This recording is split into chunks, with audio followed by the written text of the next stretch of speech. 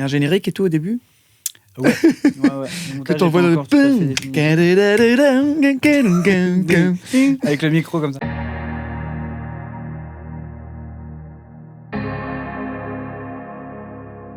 Salut Nico. Bonjour Fred. Merci d'avoir accepté notre invitation. Avec plaisir. C'est un plaisir de te recevoir. Alors pour te resituer un petit peu, tu es comédien, auteur, metteur en scène peut-être ? Oui, tout à fait. Et l'année dernière, tu as reçu un Molière du meilleur second rôle pour la pièce La course des géants. Tout à fait. Donc félicitations. Merci. C'est quelque chose, je pense, qui est important dans une carrière, en tout cas qui marque quelque chose, une étape. Oui, qui est important dans une carrière. Enfin, oui, non mais la symbolique est chambée. Le moment vécu, le moment de la cérémonie, on reçoit le prix, on fait le discours, etc. Et c'est un moment incroyable. Enfin, c'est assez fou. On passe par plein d'émotions différentes.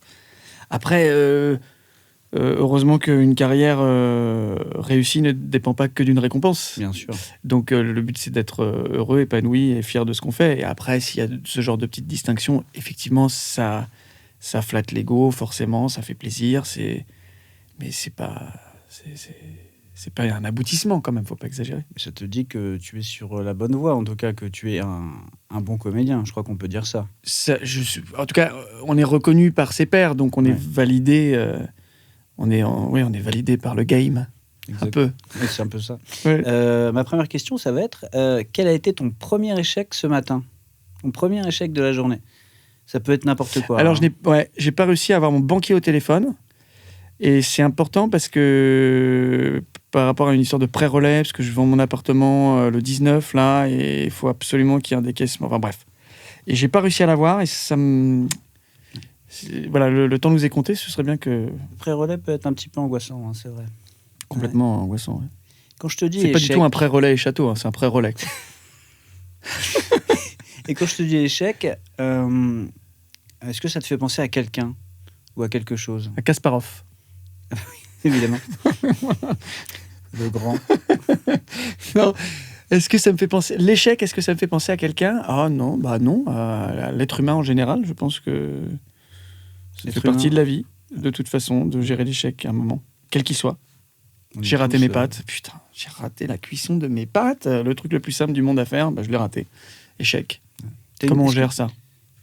C'est pas facile, il faut les rincer les pâtes. Non, je pense qu'il faut les en refaire d'autres. Et celles qui sont ratées, tu les fais en gratin. C'est pas con. Ouais. Je crois qu'on va rien ne se perd, tout se transforme. La section conseil culinaire. Voilà, Top Chef version Bagnolet. Et est-ce que tu as une définition, toi, de l'échec ? Est-ce que j'ai une définition ou une image ? Un sentiment non. Qu'est-ce qu'un échec pour toi ? Qu'est-ce qu'un échec ? L'échec, il est relatif, c'est-à-dire quelque chose... Un échec que l'on vit soi n'est pas forcément un échec en soi. C'est-à-dire, je ne sais pas, en allant au Louvre, j'espérais voir la Joconde. Il y avait trop de monde, je n'ai pas pu voir la Joconde, ou de loin, c'est un peu frustrant, c'est un peu un échec. Bon, c'est un échec, oui, mais bon, tu as vu plein d'autres tableaux qui sont formidables aussi. Et le Louvre, ça n'est pas que la Joconde. Exemple de merde, hein. Oh là là, l'exemple de merde. Ce que je veux dire, c'est que l'échec, c'est pas binaire, c'est pas... c'est quelque chose qu'on peut relativiser. C'est contextuel, on peut le relativiser, ça dépend des gens. Il y a des gens qui voient le moindre truc comme étant un échec. Non, il faut... Ne pas avoir de Molière, est-ce que c'est un échec ? Pas du tout. Par exemple. Bien sûr. Voilà, donc...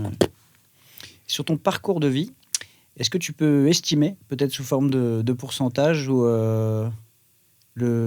ton rapport, en fait, ton ratio d'échec et de réussite ?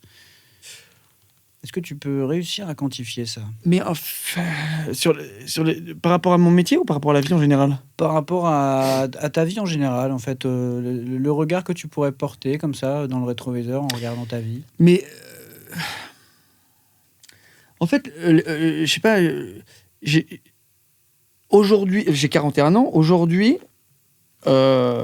si j'en suis là et si ma vie est comme ça, et je suis plutôt pas trop mal dans ma vie, dans mon métier, enfin, du coup, les échecs il faut les rendre vertueux quelque part, les échecs. Donc, dire il y a certains échecs certainement identifiés au moment comme étant des échecs, au final, ont participé à ma construction.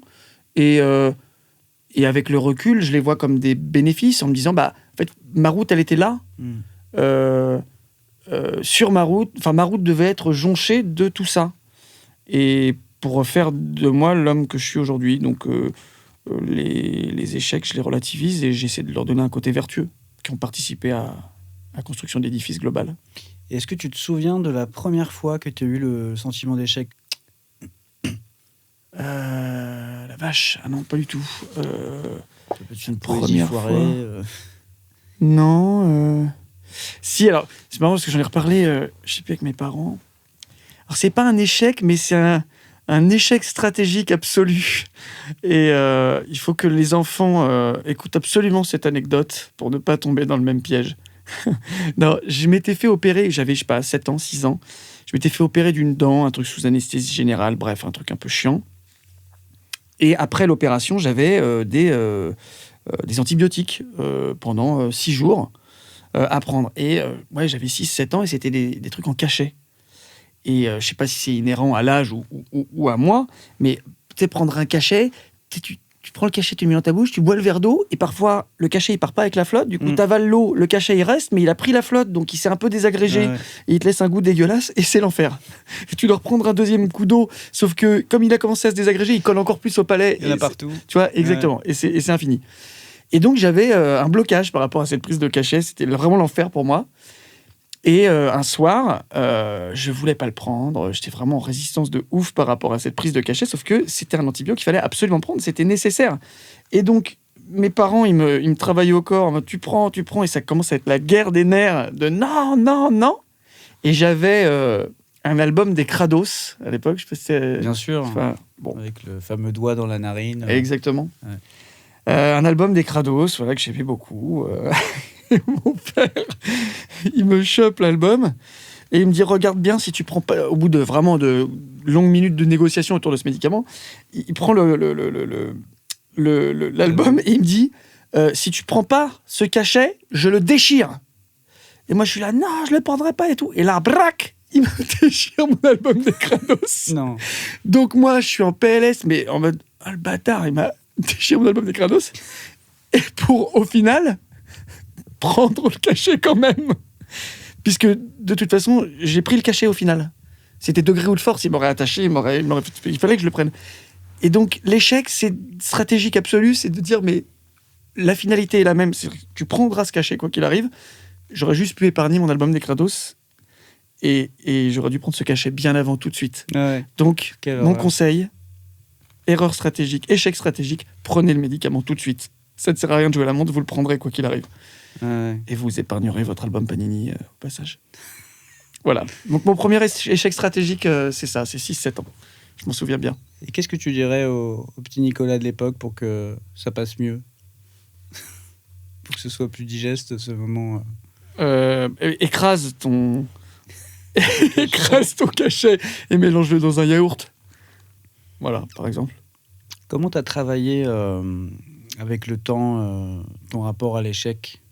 Est-ce que c'est quelque chose qui a tout de suite été facile pour toi, ou est-ce que tu te souviens, on se parle clairement du métier de comédien, la première fois que tu es monté sur scène, la première audition, c'est un métier qui n'est pas évident parce que, évidemment, l'échec fait partie de ce métier, c'est quelque chose qu'on doit accepter, donc il y a un vrai travail à faire. Est-ce que tu te souviens de la manière dont ça s'est construit, tout ça ? Alors je ne sais pas comment ça s'est construit, en tout cas, moi ce que j'identifie, c'est...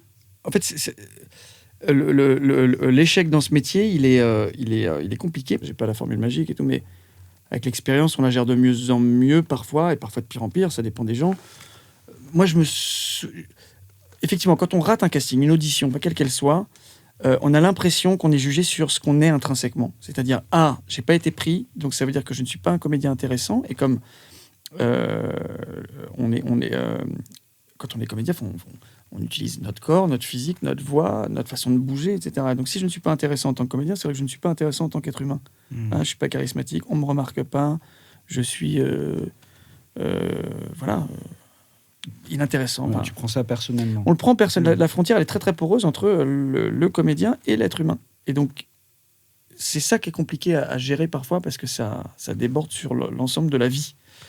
Mais après, ce qu'il faut relativiser, c'est quand on passe des essais pour le cinéma ou pour la télé, enfin peu importe, et qu'on n'est pas pris, ça s'est pas joué sur le talent, le fait d'être intéressant ou pas, le charisme. Ah, il me fallait un blond. Eh ben, je suis pas blond. Ok, voilà. Il me fallait un mec musclé. Je suis pas musclé. Il me fallait un mec avec plus de cheveux. Oui, je suis un peu dégarni. Fin. Ouais. C'est juste parfois une histoire d'équilibre physique avec les autres acteurs ou actrices du film ou de la série. Il y a une histoire d'énergie. Il a une énergie. Il est vif, il a un peu une pile dans le derrière, etc. Il me faut quelqu'un d'un peu plus calme, un peu plus posé dans son énergie pour que ça équilibre avec... Voilà, fin. Et ça se joue parfois là-dessus. Et l'hésitation d'un réalisateur ou d'une réalisatrice, elle est là-dessus sur des choses qui dépassent l'artistique pur. Donc, en fait, il faut prendre un recul déjà par rapport à ça. Et puis après, moi, ma stratégie, elle est un peu merdeuse parce que, grosso modo, j'ai vu plein de potes, filles et mecs, prendre très très à cœur des échecs. Il y a longtemps, depuis des années et tout, je vois beaucoup de dégâts. Ça fait des dégâts en fait au moral et tout. Et à un moment donné, je me suis dit, il faut que je me protège de ça. Et la solution que j'ai trouvée, mais c'est la mienne, mais elle est pas bonne non plus. C'est-à-dire que je ne m'emballe pas non plus. C'est-à-dire que je suis prudent en permanence. Donc en étant prudent, je m'évite des grosses déconvenues, mais du coup, je ne me réjouis pas non plus des masses. Donc, je suis un peu au milieu. Quand j'ai une mauvaise nouvelle, effectivement, je tombe pas de l'armoire salement et je suis pas pendant 3 jours au fond de mon lit en train de déprimer. Mais quand j'ai une très bonne nouvelle, je saute pas non plus au plafond et c'est pas la fête dans ma tête. Parce que je me dis toujours attends. Et d'ailleurs, bien m'en a pris parce que il y a pas longtemps, j'ai été pris pour une série. Je suis validé, machin, on fait la lecture à prod, c'est super. Après, l'assistante m'appelle, pour les essayages costumes, les essayages coiffure, on prend rendez-vous, etc. Mon agent fait la négociation pour les salaires, les cachets, etc. C'est super, le rôle me plaît, la série me plaît, ça a l'air très cool, etc. Mais je reste prudent. Mais c'est très cool. Et finalement, en fait, la série était encore en écriture et ils ont changé le caractère de mon personnage, et d'un seul coup, je correspondais plus à ce que le réalisateur voulait du personnage.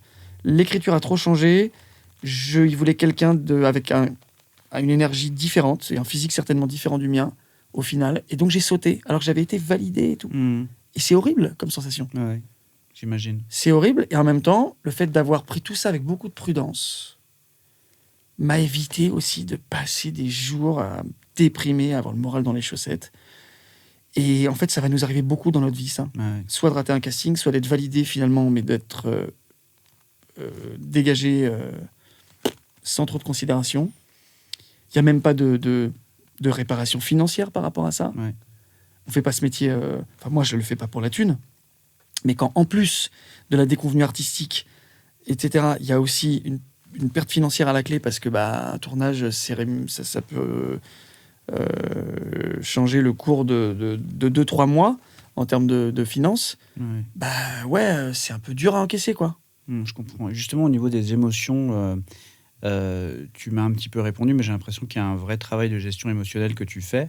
C'est quoi ton rapport à ça, en fait ? C'est un vrai travail, quelque chose de conscient ? C'est un conditionnement. Conscient, c'est un conditionnement. C'est comme tu dis, tu vois des potes vraiment pas sombrer, mais être très atteints par des échecs. Et tu dis, putain, mais moi, je veux pas vivre ça en permanence. Parce que c'est la vie de comédien, elle n'est faite que de ça. On passe notre temps à passer des castings, des essais, des auditions pour le théâtre,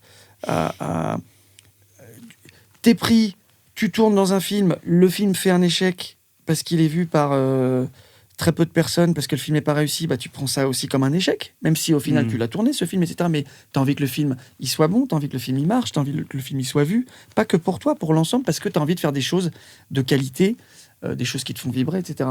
Bien sûr. Donc l'échec il est à tous les niveaux, potentiellement. Ouais. Et ça peut... Donc c'est sans fin. Si à chaque fois on est atteint au plus profond de soi par un échec, par un casting raté, par un film qui est moyennement réussi, ou qu'on n'est pas content de notre prestation dans le film, parce qu'on... Putain, mais on dort plus, c'est horrible. Est-ce que tu as un échec, justement, d'un ami, tout à l'heure tu en parlais, un échec qui t'aurait inspiré ? Un échec où tu t'es dit, justement, où il y a vraiment eu un déclic, où tu t'es dit, il faut que je fasse attention. Non, j'ai pas de... c'est la multiplicité, on va dire, des gens autour de moi, et parfois de mes propres déceptions. Par le passé, quand j'étais plus jeune et que je prenais des choses trop à cœur, en termes de déception et d'échec, je parle, pareil, je me disais, mais j'ai pas envie de vivre ça toute ma vie, c'est pas possible, c'est pas gérable émotionnellement. Ouais. Donc à un moment donné, effectivement, il faut se trouver des... On reste déçu, lors d'un échec, je reste très déçu, c'est dur, mais j'ai une toute petite sauvegarde en moi qui m'évite de tomber trop bas. Un tout petit... Ça reste du sol élastique, mais l'élastique, il te retient un petit peu au dernier moment quand même. Ouais. Sinon, c'est trop dur. Ça te grignote, ça te ronge, t'en peux plus, quoi. Quel serait ton plus bel échec, ta plus grosse plantade? Un échec inutile. L'échec inutile? Non, putain, j'ai pas du tout de réponse à cette question. Non, je pense que l'échec ne peut pas être inutile. Il apporte forcément, on se construit avec ça. Ouais. Et même si c'est un petit grain de sable à l'édifice, le grain de sable, il existe quand même. Ah ouais, tu prends le positif de ça pour te dire, OK, la prochaine fois... J'essaye d'en tirer le positif. Je dis pas que j'y arrive tout le temps, mais c'est ce que j'essaye de faire. Encore une fois, quand je dis ça, on a l'impression que j'ai tout compris. Non, pas du tout. Je gère très mal les choses. Je dis pas que je gère bien les choses. Je gère à ma façon. La façon que j'essaie d'avoir, c'est de me protéger. Mais encore une fois, c'est l'enfer de ne pas se réjouir. C'est-à-dire que ça me rend prêt. Et la frontière, elle est poreuse aussi sur la vie. Donc, en me surprotégeant par rapport à l'échec de mon métier, je me surprotège par rapport à l'échec de ma vie. Et donc, je ne vis pas les choses pleinement non plus. Donc, c'est très frustrant de ne jamais se réjouir, même dans la vie perso.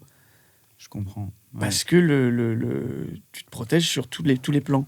Donc, en fait, il y a un moment, je suis dans le contrôle, malgré tout. Ouais. Bien sûr. Ouais. Et c'est épuisant d'être dans le contrôle. Et dans ta vie perso aussi, c'est-à-dire en amour, peut-être un petit peu. Oui, bien sûr. Bien sûr. Mais en fait, on ne peut pas tout avoir. C'est-à-dire, soit c'est l'ascenseur émotionnel en permanence, c'est-à-dire t'es content, t'es à 400% content, mais si t'es déçu, t'es à 400% déçu, et tu vas vraiment au fond du trou. Effectivement, tu vis les trucs à fond à chaque fois, et voilà. Mais c'est dur à gérer émotionnellement. Moi, j'ai choisi une forme de neutralité, pas de neutralité, mais de prudence en permanence. Ça me protège, mais en même temps, il y a énormément de frustration et de contrôle. Donc, on ne peut pas tout avoir. Est-ce qu'il y a un échec avec lequel tu te lèves tous les matins? C'est-à-dire un échec qui te pèse encore, quelque chose qui reste là comme une ombre du passé, enfin quelque chose, un échec qui reste? Ouais, je sais pas tous les matins, mais juste que tu penses, ouais, mais après c'est des choses perso, de la vie, passée. Oui, t'es pas obligé d'aller dans un truc... Non, mais des choses que t'as pas dit, des trucs familiers. Les non-dits. Ouais, des trucs même de famille, le rapport... Voilà, des événements passés dans la famille où tu te dis merde, j'ai mal perçu certains trucs, ça aurait été bien de les percevoir un peu plus tôt. C'est quelque chose d'assez universel, ça. C'est vrai que on a entendu aussi des personnes nous parler de ça, des regrets à cause d'un manque de communication, à cause de d'une mauvaise. Oui, mais c'est plutôt le mot regret est plus juste, je trouve, plus qu'échec, parce que échec, il y a un truc binaire presque. Enfin, pas binaire, parce que c'est pas binaire un échec, mais ce que je veux dire, c'est que dans échec, il y a un but à atteindre qui n'est pas atteint. Là, dans la famille, dans ce dont on parle là, c'est pas des buts à atteindre, c'est des choses. Latentes un peu. Donc c'est plutôt des regrets plus que des échecs. Mais on peut parler d'échecs quand même sur certains points, ouais. Est-ce que tu as un trait de caractère personnel dont tu te méfies, où tu te dis attention, ça peut me faire foirer des choses à un moment donné? Quand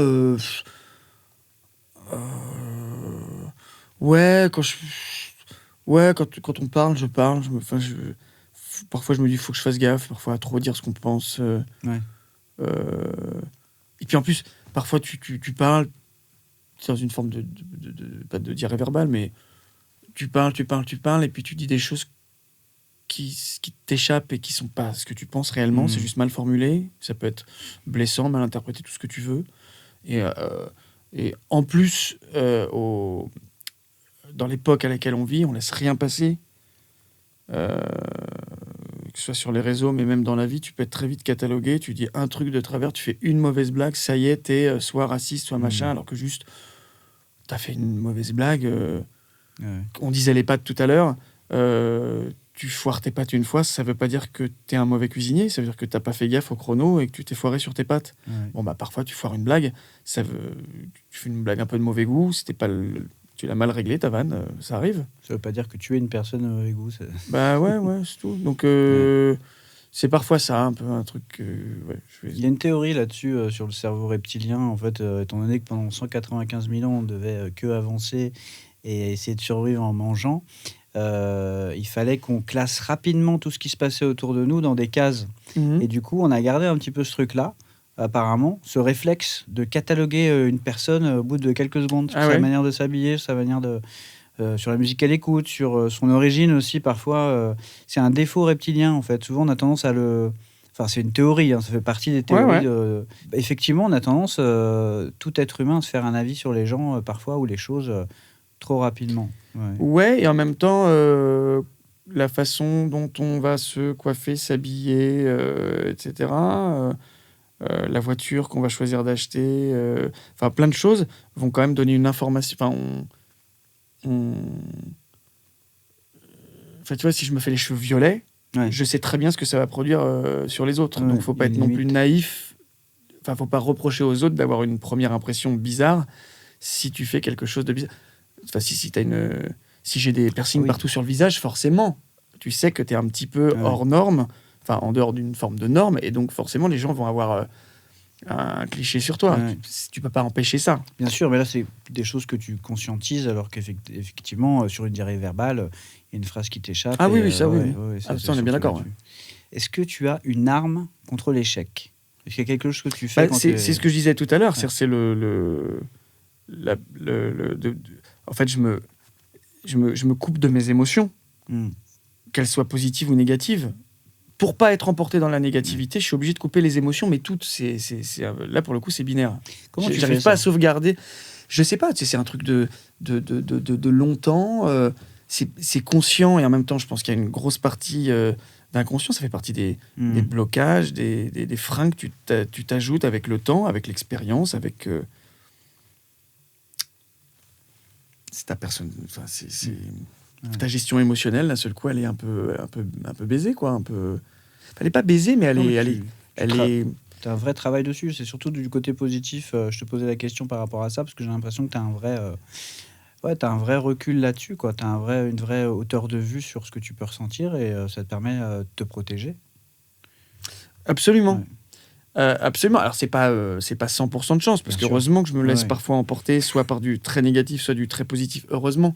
Mais dans l'ensemble, globalement, quand même, il y a un contrôle qui se met en place, c'est un pare-feu, quoi. C'est comme en informatique, pour éviter de se faire... tu te mets un pare-feu, tu te mets une barrière de protection, pour éviter de sombrer, presque de devenir... pas schizo, mais tu sais, à un moment donné, quand tu es entre l'extrême joie et l'extrême... et l'extrême déprime derrière quand tu as un échec. Et notre vie, ça n'est que ça. C'est-à-dire, toutes les semaines, tu as, pour les plus chanceux qui font ce métier, dont encore une fois, je fais partie et j'en suis conscient, j'ai la chance de passer régulièrement des castings pour des projets de qualité, etc. Donc, des projets... Quand tu passes un casting pour une pub, pour... la constipation, effectivement, c'est pas le projet de ta vie. Tu sais pourquoi mais tu vois, tu sais que c'est parce qu'il y a de l'argent à la clé. Et une pub, tu le fais pour ça. En revanche, quand tu as une vibration artistique, parce qu'on te propose tel rôle dans tel projet avec tel réalisateur ou telle réalisatrice, et que tu te dis, putain, ça me fait bander et tout. L'échec, effectivement, il est dur à gérer d'un point de vue... c'est pas une histoire de finance, c'est juste ce rôle-là, putain, je me voyais bien, j'avais envie de travailler avec cette équipe-là, avec ce... Et puis c'est pas moi. Mais bon. Qu'est-ce qui pourrait être mieux aujourd'hui dans ta vie ? Dans ma vie, tu sais, parfois je me dis, putain, si j'avais pas une forme de pression financière par la nécessité de la vie, c'est-à-dire, bien sûr. Tu as le crédit de ton appart, il faut que tu nourrisses ton enfant, il faut que tu t'habilles, il faut que tu payes la facture d'électricité qui a augmenté, il faut que... Enfin voilà, la base. Si j'avais pas ça, je me disais, putain, je serais quand même plus tranquille par rapport à mes choix. Et en fait, je me disais... Tu sais, parfois tu te le dis comme ça, genre, est-ce que ça m'apporterait pas plus de liberté ? En fait, je crois pas du tout. En fait, tu te dis, oh, putain, t'imagines, demain je gagne au loto, ça veut dire que je pourrais produire des trucs, je serais tranquille, je serais pas obligé de dire oui à tout, ou accepter des trucs parfois où je me dis, ah, finalement, est-ce que je l'ai pas fait un peu trop pour la thune, ce truc-là et tout. Et t'enlèves l'aspect lucratif, pas lucratif, mais la nécessité financière du métier, tu vois, et tu fais, genre, tu n'es que dans l'artistique. Ouais. Mais le problème, c'est que ça t'enlève une forme de moelle, une forme de nécessité de bosser, ça te tue le moteur. Le moteur, il est sur la nécessité, à un moment donné, de faire des choses, de se bouger, d'être entreprenant. Donc, c'est une fausse bonne idée, ça. Donc, en fait, je pense pas. Je pense qu'il faut garder une forme de danger, de fragilité économique. Enfin, c'est bien de gagner correctement sa vie et d'être dans un certain confort, mais à partir du moment où tu n'es pas complètement protégé, bah ça veut dire que tu ne peux pas te reposer sur tes lauriers, tu es toujours dans une forme d'envie et de désir et de machin. Tu n'es pas anesthésié par une forme de confort financier. Ouais, ça te force à bosser, à entreprendre peut-être un peu. Ouais, à te dépasser quelque part aussi. Ouais. Mais encore une fois, le dépassement, l'envie, le désir et tout, il n'est pas mu que par l'aspect financier du tout. Hein. Mais en tout cas, tu peux pas te reposer sur tes lauriers. Tu sais qu'il y a un côté ok. Voilà, faut. Qu'est-ce qui pourrait être pire aujourd'hui ? Pire. Ouais. Plein de trucs. Genre, je suis malade. Genre, on me coupe une jambe. Genre, mon fils est malade. Enfin, voilà, la mort, la maladie, notamment ça. Oui, bien sûr. Pour l'instant, je suis en bonne santé. J'espère le rester le plus longtemps possible. Mon fils aussi. Mes parents aussi, pour l'instant, j'espère le plus longtemps possible. Enfin, mon entourage, voilà, donc j'ai pas... t'as une vraie conscience. Oui, donc voilà, on trouve toujours plus grave, en fait, à part la mort et la perte de proches, je veux dire, on relativise beaucoup de choses, quoi. Est-ce que tu auras un conseil pour quelqu'un qui vient d'échouer, peut-être un jeune comédien, peut-être un mec qui vient de passer ses premiers castings et ça fonctionne pas Tu passes ton premier casting, tu le foires, j'ai envie de dire, c'est quand même 99% du temps. Ça, c'est quand même très rare de tout réussir tout de suite. Bien sûr. C'est plutôt l'inverse Mais donc, il faut accepter ça. Mais alors ça, le comédien ou la comédienne qui se dit moi, direct, je vais tout réussir, c'est bien hein, de partir là-dessus. Mais ça veut dire aussi, attention, tu risques de prendre deux, trois portes dans la gueule. Tu vas perdre quelques dents. Hein. Ouais.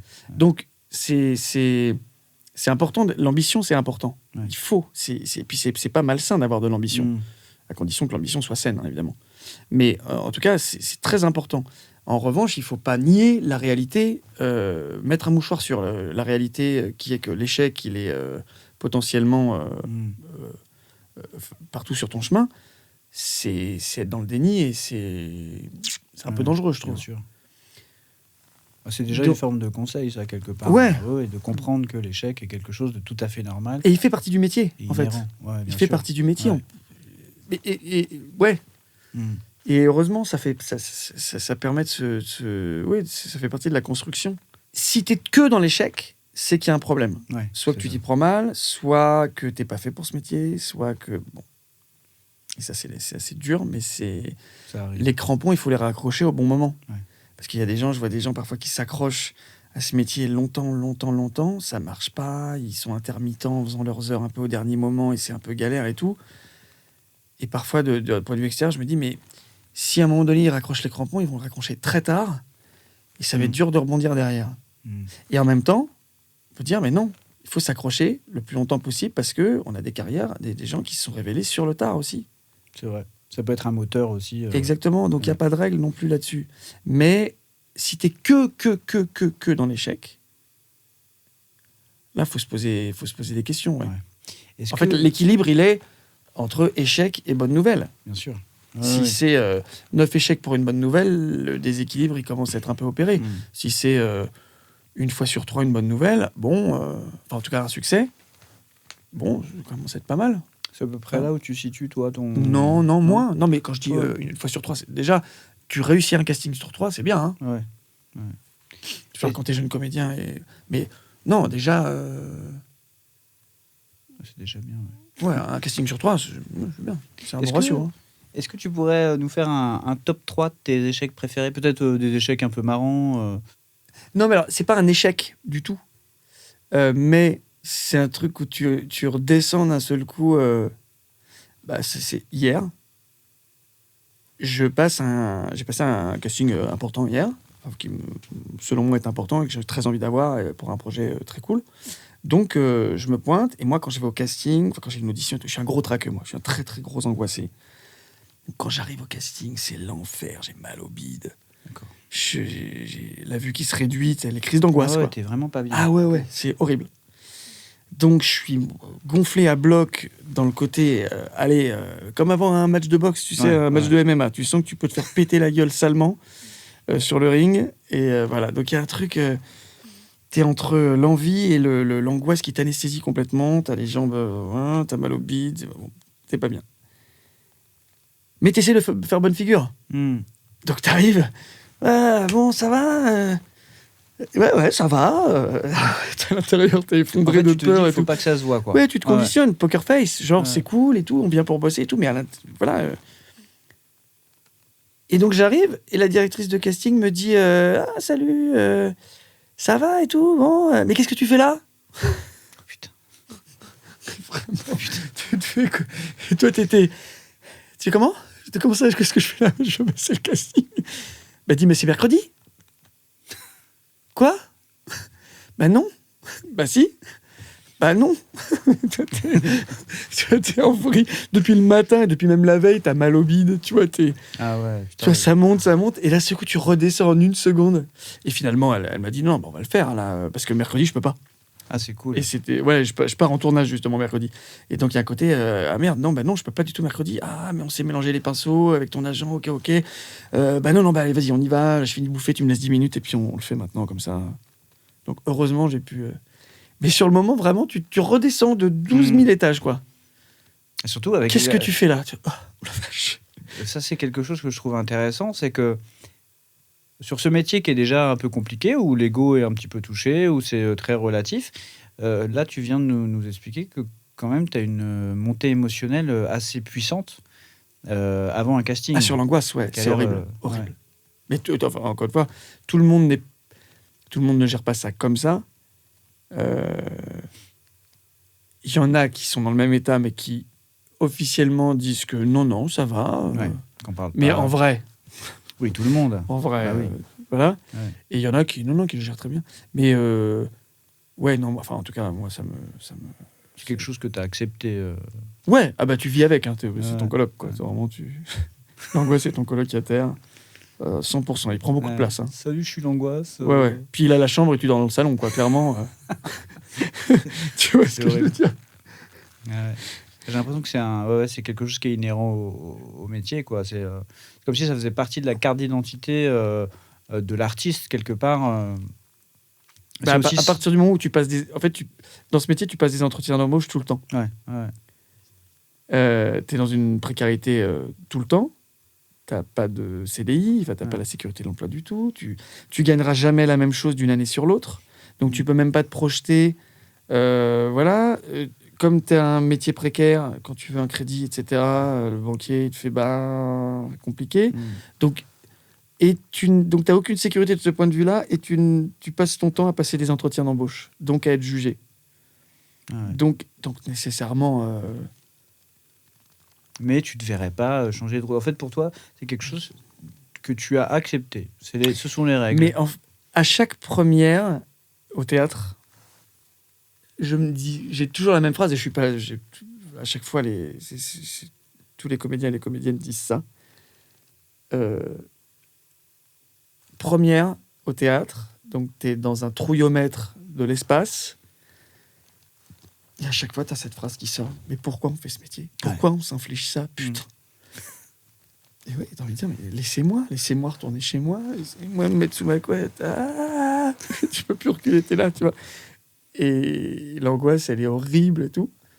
Et puis, le rideau se lève, c'est parti. Et puis, t'as une espèce de magie de la scène et qui fait que, une fois que t'es lancé, c'est parti. En fait, c'est le premier pas. Ouais, c'est ça. Ouais, une fois que le premier pas est fait, c'est parti. Il faut y aller. De toute façon, c'est sans filet. Après, tu peux pas faire couper, on l'a refait. Et tu t'es lancé. Et à la fin de la représentation, les applaudissements, si tout va bien, les applaudissements, les gens contents, et le salut, et incroyable et tout. Donc pourquoi, quelque part, pardon, tu as ta réponse, en fait, quand le rideau s'ouvre, le pourquoi, la raison, elle est sur cette satisfaction, ce moment de plaisir, ce moment de partage. Et c'est une forme et puis c'est une forme d'adrénaline aussi. Il Ouais, y a un truc de... Le mec qui fait du wingsuit, là, tu sais, qui risque de se manger une falaise, bah, il le sait au moment où il saute. Ouais. Alors, moi, je vais pas manger une falaise et je vais pas mourir. C'est un peu ça la différence. Mais en revanche, t'es à poil sur scène. Ouais. T'es jugé, t'es scruté, on te regarde. Est-ce que...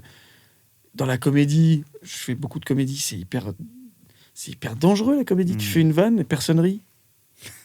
Mais t'as envie de t'enterrer sur scène. Tu te dis, mais putain, personne n'a ri à telle réplique qui est censée être drôle, qui est écrite pour être drôle. Et dans la salle, ça fait... c'est avec le ballot de paille qui passe, que ça fait, oh putain. Donc cette sensation, la solitude, à ce moment, tu l'as ressenti, ça, t'as la voix dans ta tête, t'as déjà vécu ça aussi, de faire une vanne qui ne fonctionne pas sur scène. Ah bah oui, bien sûr, bien sûr. Et d'après toi, quel pourrait être ton prochain échec ? Bah là, le casting que j'ai passé hier, là, si je l'ai pas, c'est un échec. Ouais. C'est la vie, hein. Ouais, encore une fois, c'est ce qui fait ce métier. Mais bah oui, a priori, la prochaine réponse que j'attends, je pourrais avoir un autre échec entre-temps, hein, parce qu'on ne sait jamais. Mais même pas que du métier, dans la vie, etc. Mais en tout cas, le prochain échec potentiellement programmé, c'est les essais que j'ai passés hier. Ouais. Voilà, si on m'appelle en me disant « Écoute, désolé, mais ça ne marche pas pour cette fois », bah voilà, échec. Ouais. Bah Nicolas, merci beaucoup. Avec plaisir. On va rappeler, je crois que cette année, on peut te voir en 2 films qui vont sortir bientôt, enfin qui seront peut-être déjà sortis quand le podcast sortira. Au minimum 2 films. Il y en a plus, oui, mais au minimum 2. Au minimum 2. Mais effectivement. Ouais. Et tu as une actu particulière en ce moment, quelque chose dont tu as envie de parler ? Non, alors je ne sais pas quand sortira le podcast, mais je suis en alternance au Théâtre de la Renaissance dans la Course des Géants, donc je vais jouer du 31 août au 17 septembre 2023. Okay. Si jamais je précise l'année, si le podcast sort en 2025. Donc voilà, 2023, donc je vais faire ces 3 semaines pour clôturer la programmation à la Renaissance. Et donc j'ai 2 films qui sortent cet été, donc veuillez nous excuser pour la gêne occasionnée dont tu es le co-scénariste. Ah bon ? Ben oui. Et réalisé par Olivier Van Hofstadt, voilà. Donc qui sort le 9 août, ça hein ? C'est ça. C'est ça, et je serai dans Toto 2, qui sort le 2 août, une semaine avant. Donc vraiment, je vais avoir 2 films côte-côte. Ah bah là, mais c'est pas la même cible. Il y en a un, c'est film familial pour enfants, et l'autre, c'est remorque, c'est aussi pour... on est sur du... C'est un peu plus border. 15-25, oui, c'est plus ado, ouais, on va dire. Ouais. Voilà, là, au mois de juin, il y a 38.5 Quai des Orfèvres qui sort. J'ai une petite scène dedans. Et tu es dans la bande-annonce, je t'ai vu. Ouais, on voit vite fait ma moustache. Quoi d'autre ? Non, je sais pas, j'ai des trucs que j'ai tournés aussi. Il y a une série, la série d'Anne-Elisabeth Blateau qui s'appelle Mère indigne qui va sortir, mais je ne sais pas quand. Sur quel diffuseur ? Alors, c'est censé être France TV / la plateforme streaming de France TV, mais peut-être que ce sera sur une des chaînes carrément hertziennes, enfin de la TNT du groupe France TV. Okay. On ne sait pas encore, on attend la réponse. J'ai une petite panouille aussi sur sur Tapi, pardon. Ça devait s'appeler Wonder Man au départ, finalement ça s'appelle Tapi, donc la série avec Laurent Lafitte. Super. Réalisée par Tristan Seguela, sur Netflix. Je sais pas quand c'est que ça sort, ça c'est à la rentrée, je crois. Donc vraiment, j'ai un petit truc. On avait déjà bossé ensemble avec Tristan Seguela sur Un homme heureux avec Fabrice Lucchini et Catherine Fro, qui était sorti en février là, ou en mars, je sais plus. Qui a été présenté, je crois, à l'Alpe d'Huez. Ouais, absolument. Ouais. Voilà, et puis j'en oublie d'autres. Il y a d'autres trucs que j'ai tourné. Et puis là, je pars en tournage en Haute-Savoie pour un unitaire pour France 2 sur l'affaire de la tuerie du Grand Bornand. Affaire Flactif. Une nouvelle comédie ? Non, pas une comédie. Voilà, c'est réalisé par Didier Le Pêcheur. Voilà, donc je pars à la montagne demain.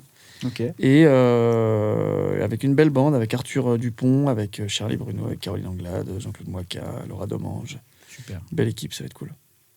Eh ben, merci beaucoup, Nicolas. Merci à toi. À bientôt. Ouais, à bientôt.